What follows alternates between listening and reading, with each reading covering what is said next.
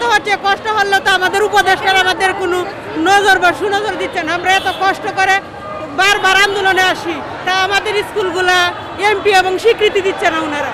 আমাদের কষ্টটা ওনাদের নজরে পড়ে না। আমি অনেক দিন ধরে অসুস্থ, আমি 9 মাসের পর থেকে এরকম জন্মগতভাবে হয়ে গেছে আর কি। আমরা মাঠ ছাড়বো না, আমরা বাচ্চাদের জন্য প্রয়োজনে নিজের জীবন দেবো, তাই আমরা মাঠ ছাড়বো না। আমরা তো প্রয়োজনে জীবন দেবো, আমরা জীবন উৎসর্গ করে দেবো বাচ্চাদের জীবন স্কুলের জন্য। ফুলবাড়িয়া নান্দাল মামেসিংহ, ফুলবাড়িয়া বুদ্ধি প্রতিবন্ধী অটিস্টিক বিদ্যালয় আমার বিদ্যালয়ের নাম। তার দাবি স্বীকৃতি ও এমপিও চাই, আর এইগুলো দিলে দর্শক যেমনটি দেখছিলেন যে একজন শিক্ষিকা তিনি কিন্তু তাদের যে দাবি রয়েছে সেই দাবি আদায়ের লক্ষ্যে লাঠি ভর দিয়ে একদম প্রতিবন্ধী বিদ্যালয়ে যে সমস্ত শিক্ষকরা রয়েছেন তাদের সঙ্গে দাবি আদায়ের লক্ষ্যে সচিবালয় অভিমুখে যাত্রা শুরু করেছেন এই মুহূর্তে।